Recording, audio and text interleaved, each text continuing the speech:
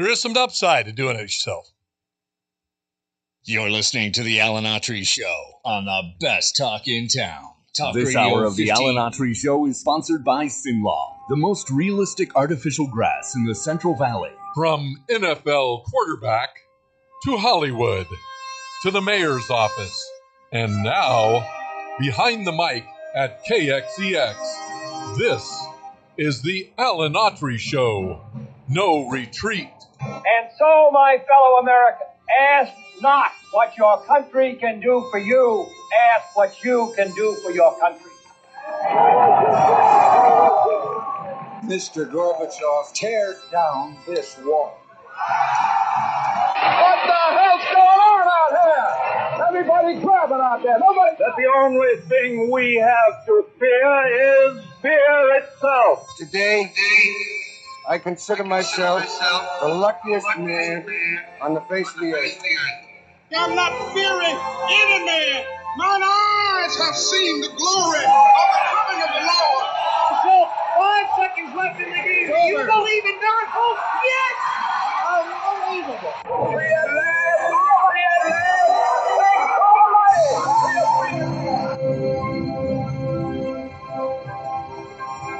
You're listening to the Alan Autry Show on the best talk in town.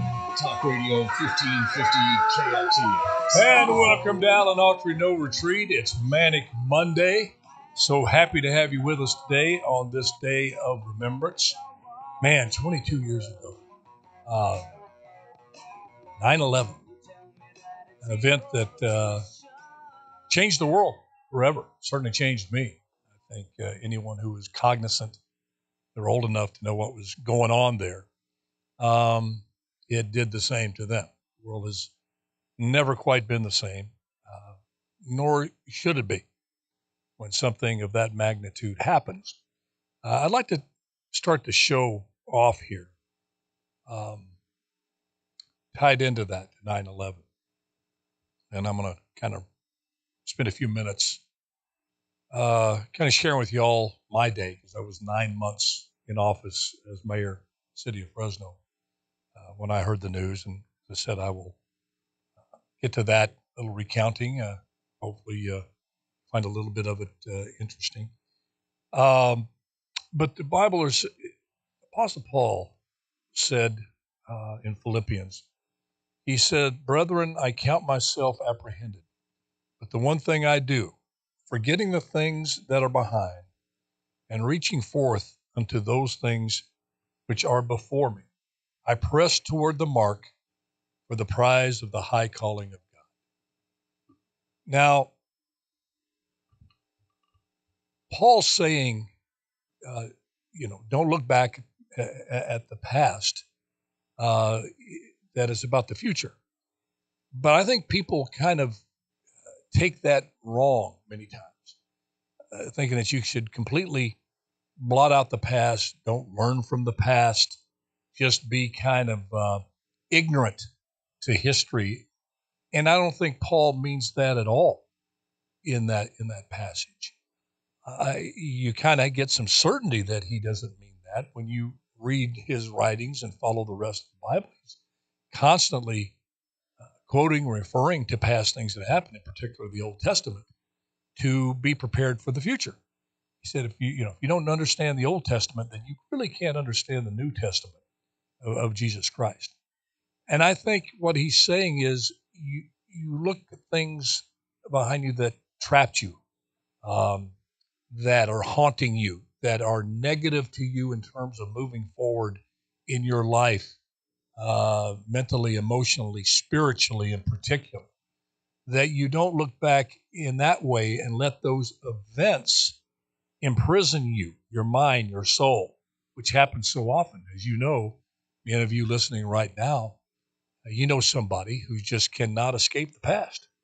They can't escape past bad things they have done, or they can't escape past things, bad things that were done to them, experiences that are extremely traumatic, but they really have no future and really have no present because they can't escape those negative memories and put them in proper perspective. Now, it's a very nuanced line you have to walk there. How do you remember the past in terms of letting it be productive to your present and your future via, in this case, what I'm speaking of, lessons learned that you don't want to repeat? Personally, I have been sober for 35 years, 36 years. I want to remember that last drunk. I want to remember it crystal clear because I don't want to go back there anymore. Now, that last drunk doesn't render me so guilt-ridden that I can't function. I don't think I know God doesn't want you to be guilt-ridden. There's a difference between being convicted of your sin and knowing what you've done wrong and being guilt-ridden with your sin that you can't move forward. God wants you to move forward. That's what Paul's saying about things. So I think it's worth the time to really ponder that because so many people can't escape the past. They don't put the past in its proper place. So as Paul said, it's impossible for them to reach forward for the prize, meaning the good things that God has in store for us because of the captivity, the hold that the past has on us. Which brings me to 9/11. There are some folks out there that would say, no, especially young people. I don't find too many older people.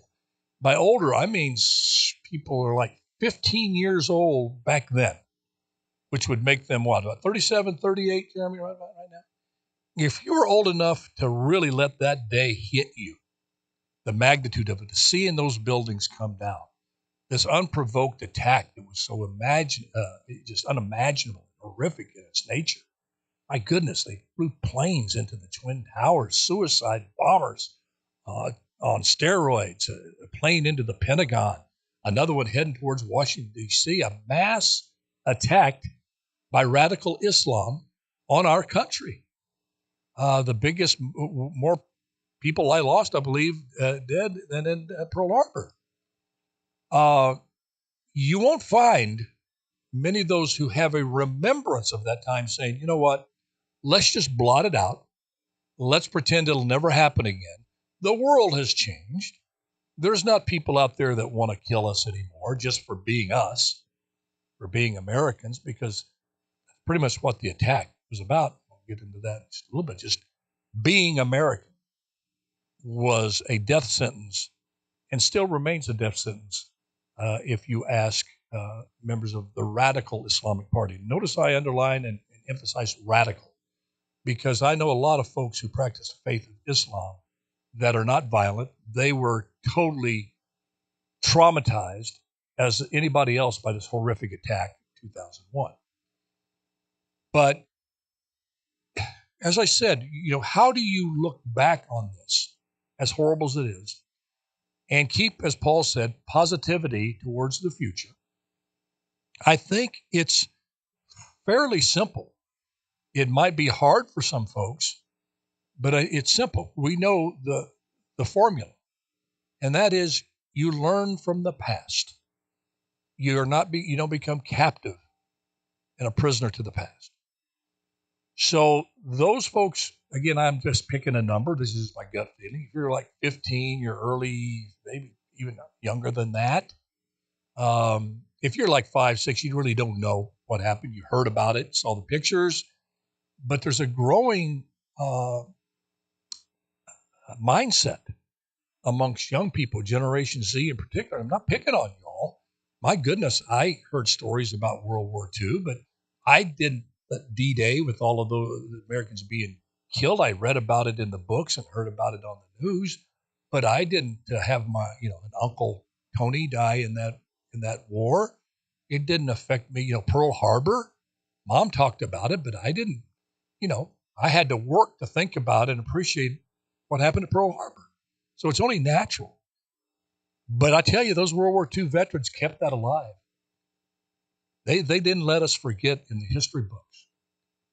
And their message was, don't ever take freedom for granted. We almost lost it. There's enemies of freedom and liberty out there lurking, whether you see them or not, and they can attack in a moment. That's what Imperial Japan did. Wiped out our entire Navy almost. I mean, Germany, Nazi Germany, was just probably a year, 18 months away from having the atomic bomb ahead of us. Imagine what the world would be like. You think Hitler would have dropped it on New York City to end the war? Huh?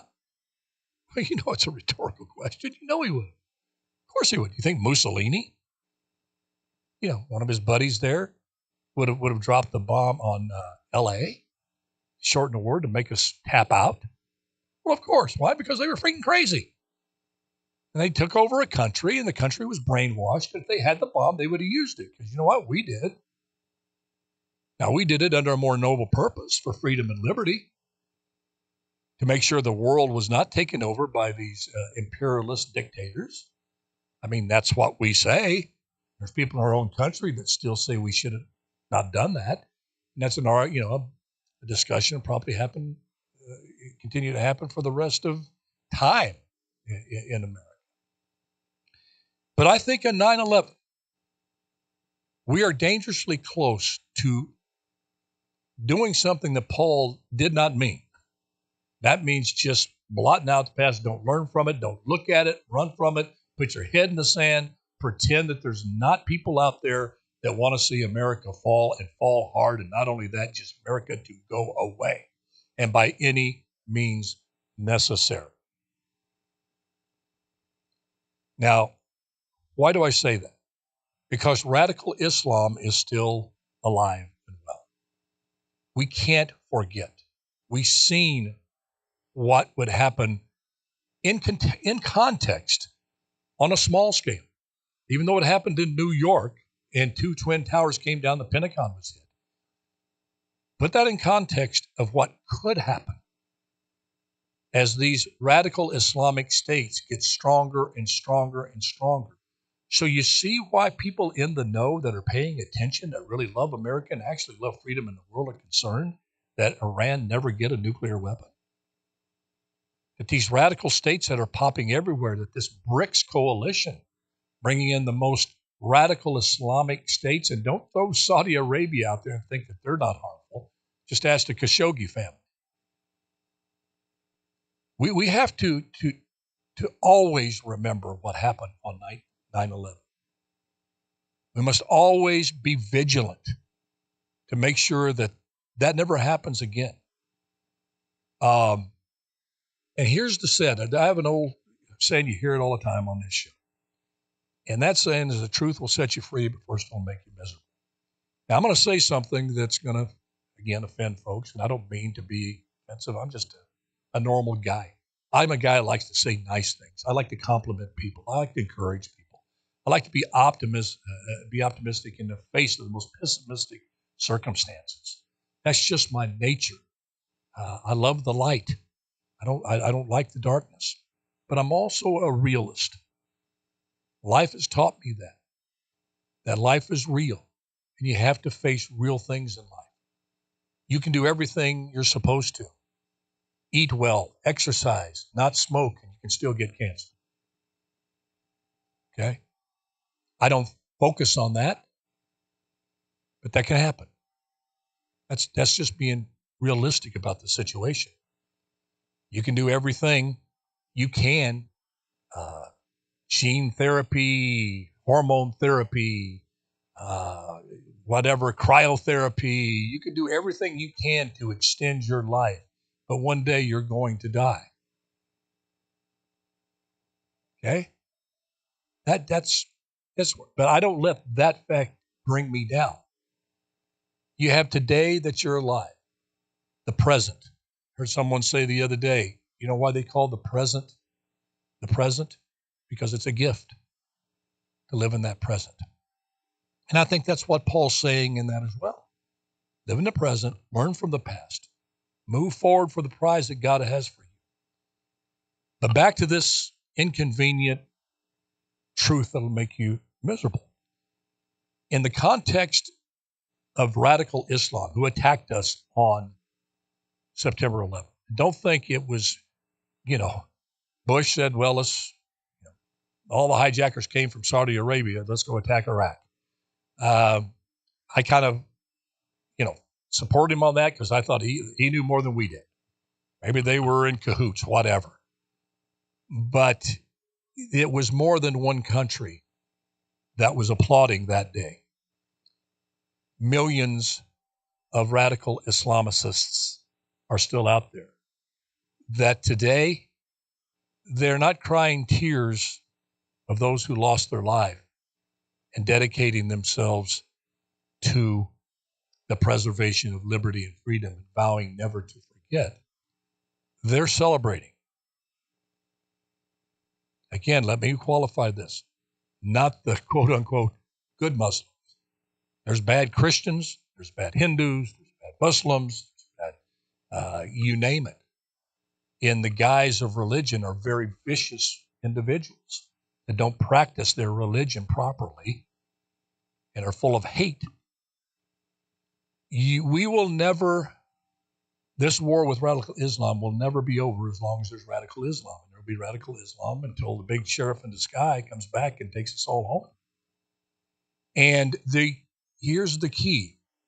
You know, I'm for negotiation over in the Ukraine-Russia war. They need to get together and negotiate this thing. Who's going to keep what land, whatever. Tough choices, granted, have to be made. I understand Zelensky's position.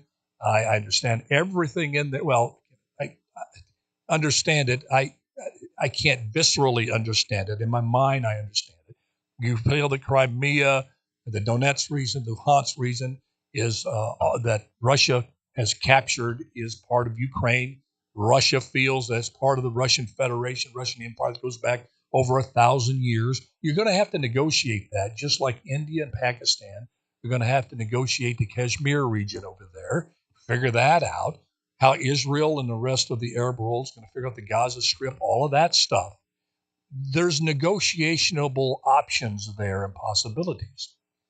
There is none with radical Islam. If you value freedom and liberty. If you don't, if you're willing to give those away, then radical Islam will hear you. If you agree to convert, or if you don't convert, if you'll pay them money, that's how they interpret their aspect of the Quran. There's ways that you can coexist together, but it's under their foot, their boot on the infidel's neck. And if those two don't happen, you don't convert, you don't pay some money or whatever, you're to be put to the sword to die. The reason that, so if you don't value freedoms that we have here, then there's a possibility for a negotiated solution.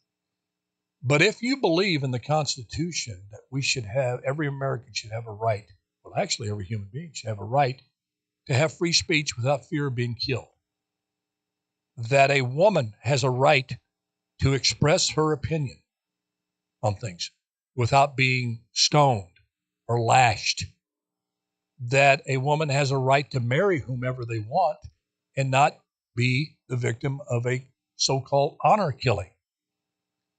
If you believe that those freedoms should be preserved, radical Islam will not negotiate with you,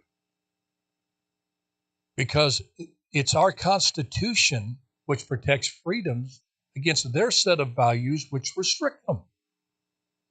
And not only, they take it a step further. If you believe in free speech, if you believe in freedom of religion, that you have a right to either worship Allah and exalt Muhammad, and anything other than that, if you worship God and Jesus and you exalt Moses or whatever, that you are to be killed. You're an infidel if you don't change those ways. If you believe in equal rights for women, you're to be put to the death. So unless you're going to put those negotiable items on the table. So you say you're sitting across from radical Islam, and we say, okay, what do we have to do for you to stop trying to kill us? We don't want another 9/11. We want to get along with you. Okay, what do we put on there for negotiations? And they say, okay, the right of women to be as free as men and to speak their own mind. Are you willing to put that out there? Okay, we'll give that. We'll start practicing that in the United States of America, and you can come over here and implement that, have your Sharia law, whatever. Well, no, we need you to put freedom of speech for everyone, including men. Yes, including men. Okay, you put that on the table, give that. Well, what are you going to give us? Well, we're not going to bring down your buildings. We're not going to chop your head off. We're not going to kill you, line you up, and just assassinate you. Oh, okay. That's all we're getting. Yeah. Well, was that all? Well, no. You have to put in your freedom to bear arms, your freedom, as I said, freedom of speech. All of those freedoms have to be on the negotiating table for them to take, with nothing in return other than the promise not to kill us if we convert to radical Islam, or we pay a tribute to them enough to their satisfaction. They pick a number. Okay, you can keep practicing Christianity or Judaism. You can be Jewish. You can be whatever you want, just as long as you pay, Autry family, Jeremy family, you pay about $25,000 a year, $30,000 a year. We'll start with that. And then you can, what do we get from that again? What was that? We won't kill you. Okay, that's it. Yeah. Pretty good deal. You get to live. You get to breathe air. Yeah, but it's not freedom. And people, when I explain this, they look at me sideways as if it's got to be deeper than that. There's got to be something more complex than that. Sadly, folks, it's a double-edged sword. It's sad because it's not that complex. It is what it is, which is grotesque and horrifying, that's the enemy we're facing. But it's also should be a source of strength and confidence because we know what we're up against.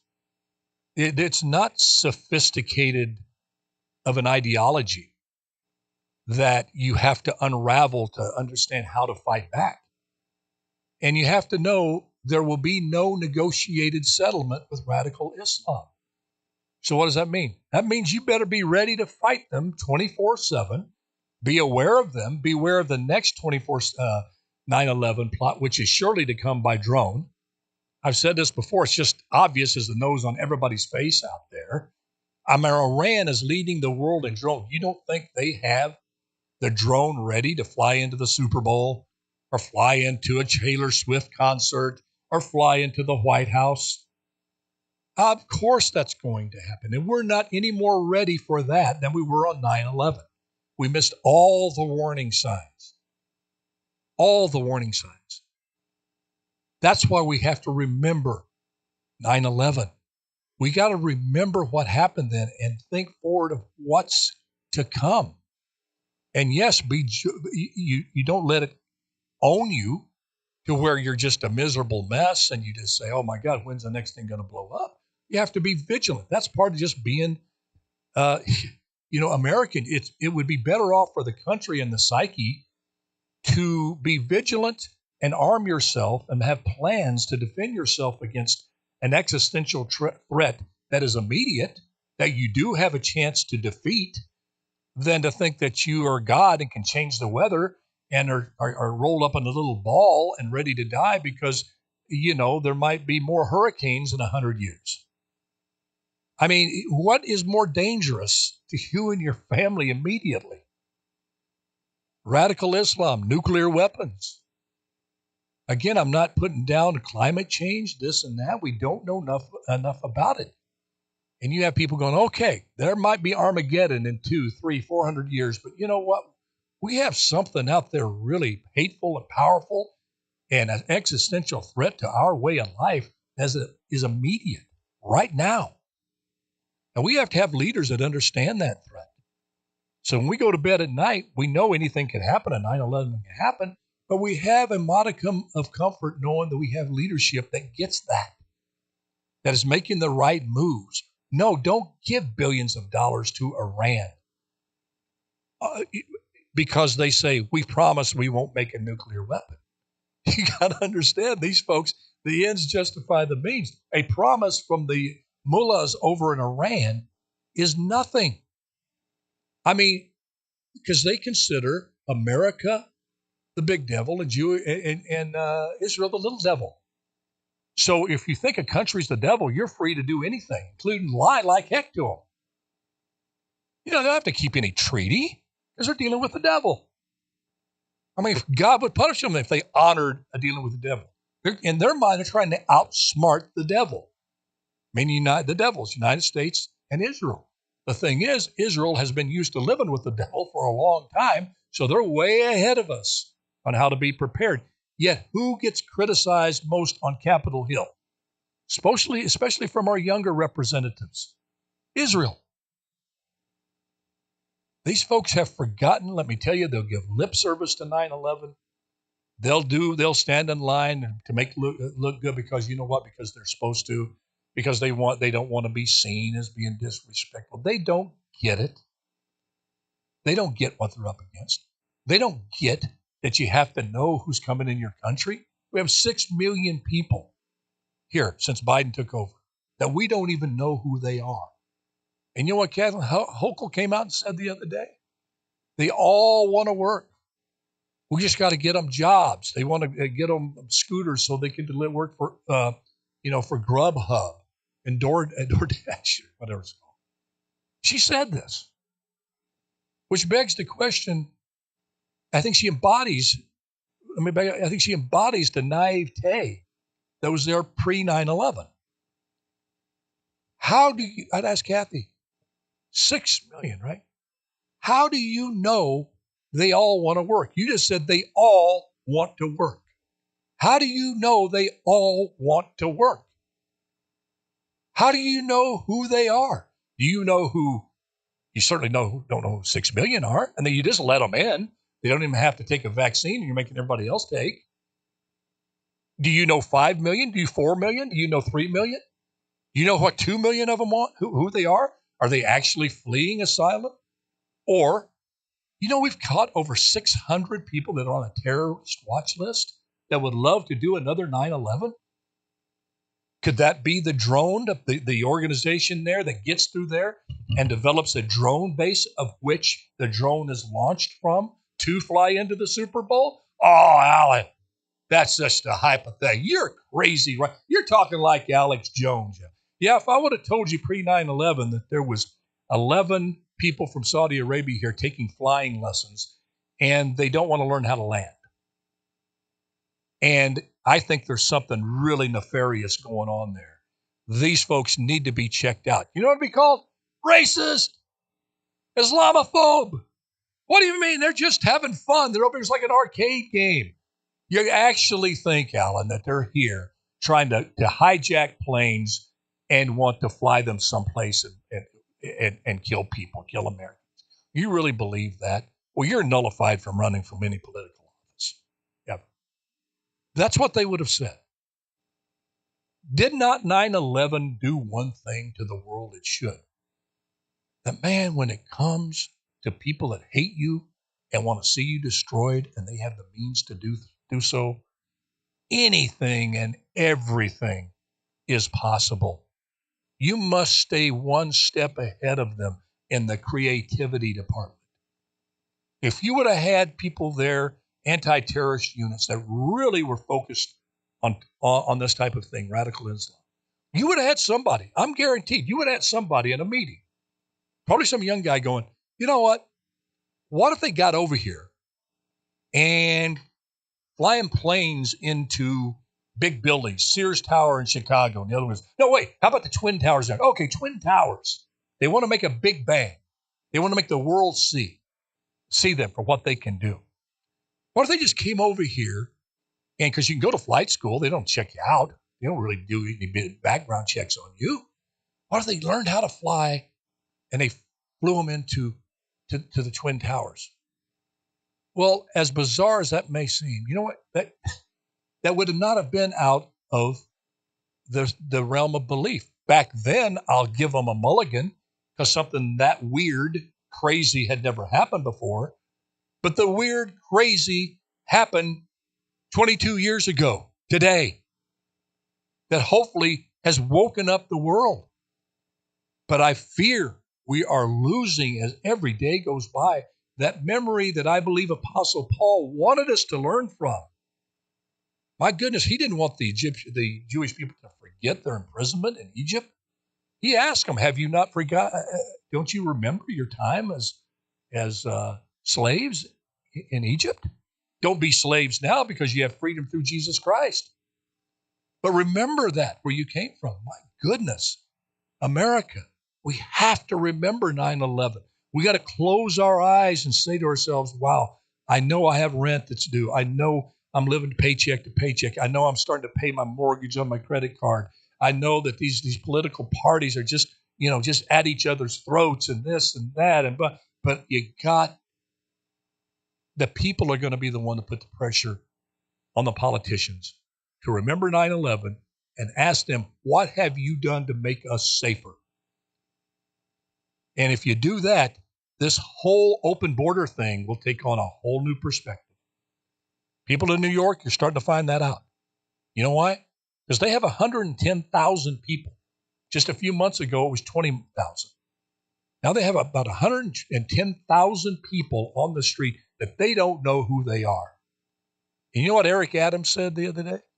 Bless his heart. I think day before yesterday. He says, I see no end to this. I've seen a lot of problems, but I've always seen an end to it, a way to fix it. He said, I don't see an end to this problem. And he said something very profound, something that would have got Giuliani or Republican canceled or whatever. He said, if we don't get control of this problem, it will destroy New York City. Now, he went on to blame Glenn Abbott for it. And here's the thing on Glenn Abbott. Glenn Abbott shipped a few bus loads there. You know where the majority of those came from? You know where they hitched their ride? On a plane that President Biden provided in the dead of night to fly into New York, Chicago. They came from the president you voted for.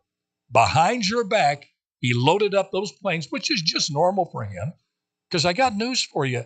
He might be lovable looking. I pray for his soul, but he is not an honest man. I don't know what he said. He marches to a different drummer. He marches to a whole different band. I don't know if he even knows what honor and integrity, and I don't mean this to be mean. The times are too difficult. The stakes are too high to have somebody in there. And I'm talking to the liberals, the woke left. He did this behind your back and tried to hang it on Abbott. Now, Fox News was reporting this. The planes going off in the dead of night. And you know what Karine Jean-Pierre said? Well, 3 a.m. in the morning is not really the dead of night. That was her response. She didn't deny that the planes were flying into New York City with all these immigrants, that nobody knew who they were. Were they asylum seekers? They were afraid for their life? Well, who were they running from? Or maybe they were running from law enforcement. That's not an asylum seeker. If you're seeking to run from being thrown in jail in your native country because you killed somebody or you sold fentanyl, that doesn't qualify as an asylum seeker. You have to be innocent and being persecuted and pursued by mean, bad people. Then our country's open to you. Now, how many of those fit that description? I don't know. But neither do they. So I see policies happening that clearly show we are not looking back to the past with any kind of critical thinking and to learn as Apostle Paul would want us to. We are blinded. We are going as if we're proceeding as if 9/11 never happened at all. And my sinking feeling is that we're going to pay an awful, awful price. So on that cheery note, I don't know how much we almost used up the whole show on that. I had a whole list of things. But man, when I get to rambling, I can just... Jimmy, let's take a quick break. When we come back, I'll figure out what we have on this little list, this little menu of topics. So many to get to. They say that all good things must end. Call it a night.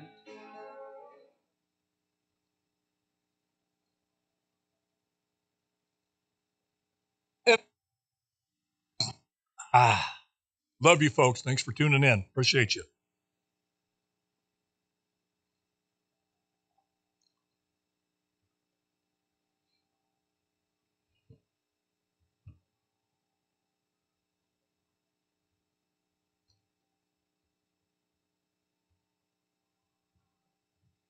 All right. We can come back anytime, Jeremy. Okay. Just I'm just exporting the file real quick. Yeah, whenever. Just when I hear the music, I'll know.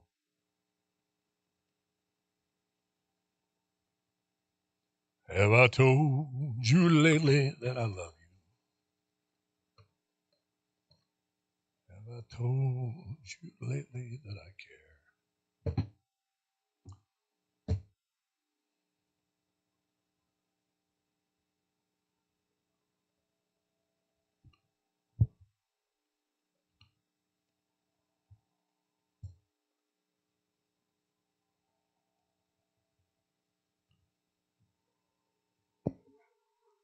I'm good to go. All right, brother. All right, here we go.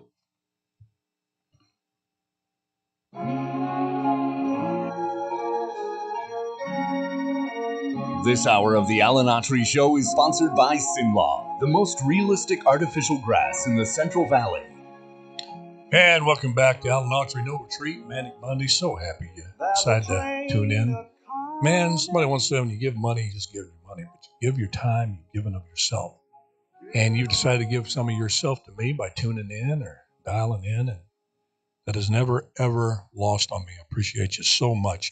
We're going to get to, again, I hadn't planned on spending as much time on the 9/11 issue, but I just felt the Holy Spirit moving in me that I should keep going with that message. So I know when I get into an argument with God, who's going to win that one? And it sure as heck ain't me. But I'm going to hit a few things here, and we'll follow up on them on Taco Tuesday and Big Wednesday and Thunderous Thursday and Free for All Friday. So we got a good week. I won't be in all those days. Probably not Wednesday. Got some stuff going on, but anyway, I'll be in as much as I can. Maybe we'll pre-record a couple on Tuesday to air on Wednesday.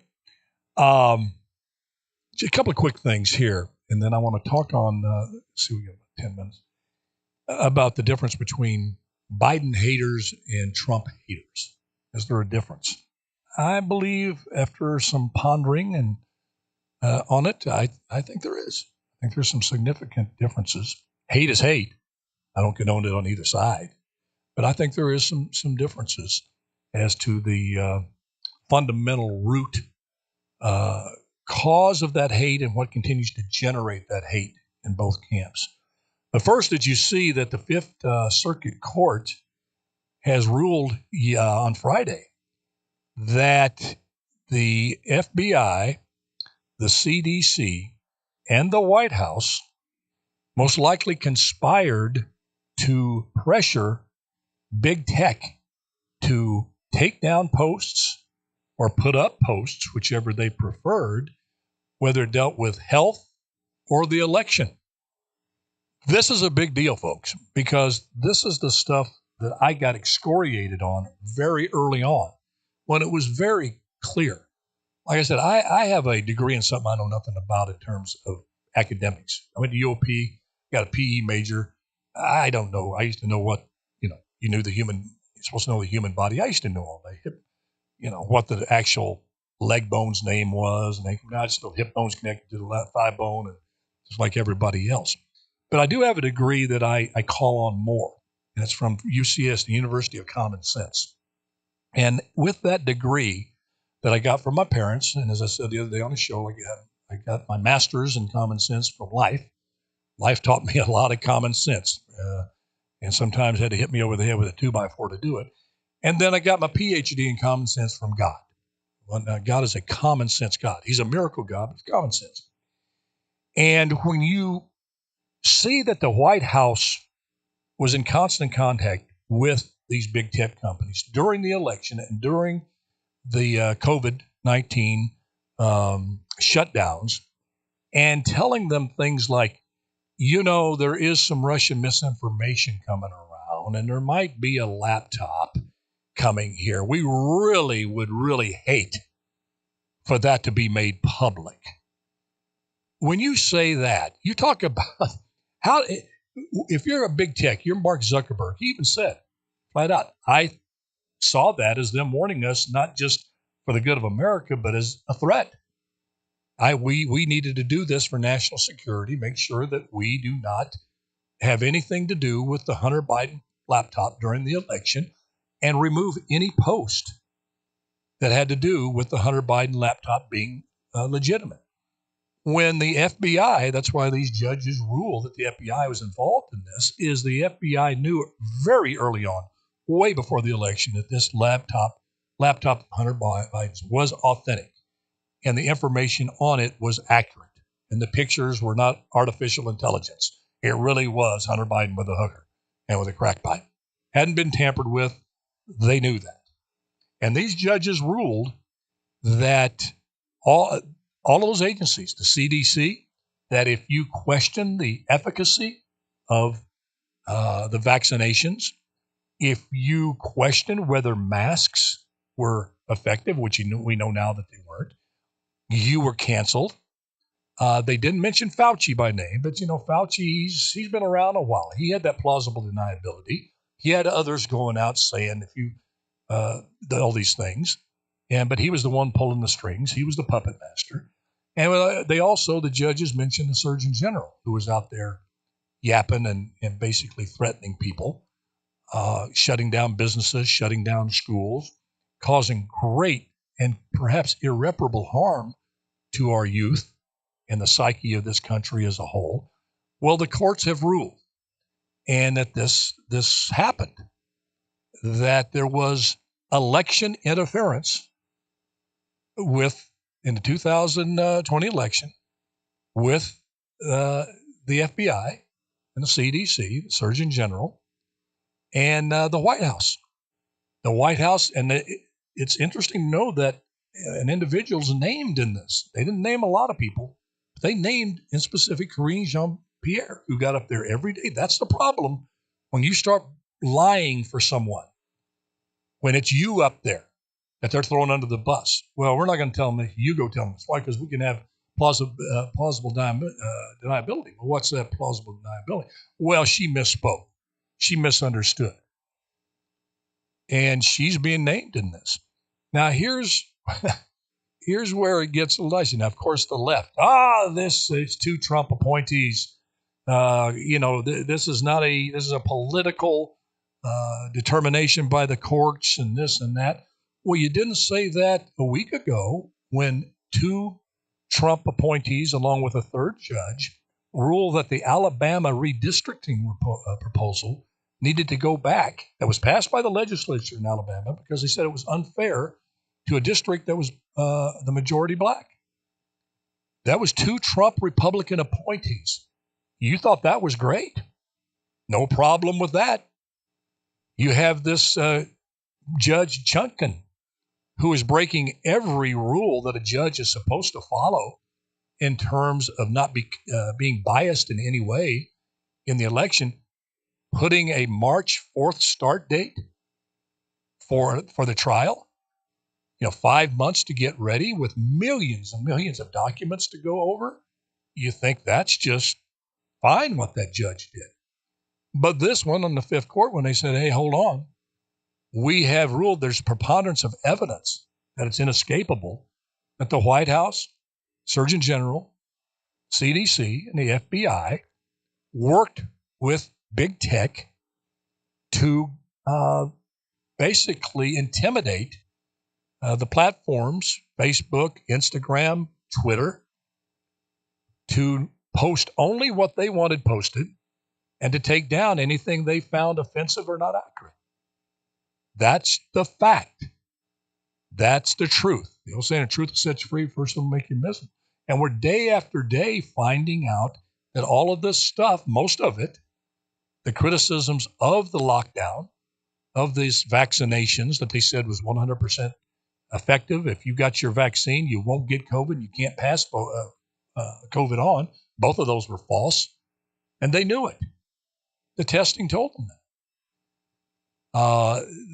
This is big, big stuff because, you have a phone call where Joe Biden is basically telling a foreign government, this is all tied together in terms of misinformation, how the media covers for this far woke left agenda, which its cornerstone, its foundation component is lying to the people. Okay. And trying to tell you, don't believe your lying eyes, man. Don't believe what you're seeing. Don't believe what your common sense tells you. this is what happened, regardless of how crazy their position or their answer may be. Because you're telling you, take the case of the phone call. There's 2 phone calls. They got 2 presidents in trouble. Joe Biden made a phone, well, not actually a phone call. He actually made a visit. You had it started with a phone call to him from the Ukraine saying Hunter needs help, Burisma needs help from the White House. Get here, the president of the Ukraine. Biden goes there, finds out a prosecutor's going to investigate Burisma, the board of which Hunter Biden sits on, for corruption. Biden says, unless you fire that guy right now, you're not getting the money that Barack Obama said you can have. And they said, no, yeah, you promise you can do that. He says, no, you can't. Try me, phone him, tell him, ask him. And they fired him. And he got the $1 billion. So that's no problem with the woke left. But you've got DAs and you've got special prosecutors wanting to imprison a president for in a conversation with many people on the line to the Georgia Secretary of State, this Ratzenberger, and the comment came out of Donald Trump's mouth that, quote, I need to find 11,600 votes. You are going to charge him with insurrection and overthrowing an election based on that? Yet you give a free pass to Joe Biden for extorting money and making money after that for personal gain to a foreign country? I mean, this whole thing of it's one thing to be a partisan. It's one thing to be a diehard Democrat, diehard Republican. But you're getting to the point now where it's almost like gangster protection. It doesn't matter what is done. If you're part of the club, you're in the club, we'll back you up. We'll cover you no matter what. And I grew up in an era where, wrong was wrong. Even if your family member really messed up, you held that family member more accountable yourself than the outside world did. Why? Because it was the right thing to do. Boy, you hear that music? This hour just flew by. Folks, appreciate you so much. Good Lord willing, creek don't rise. We'll get a chance to do it again tomorrow on Taco Tuesday. Until then, just do your best and let God do the rest. And I love y'all. Bye-bye now. Keep smiling.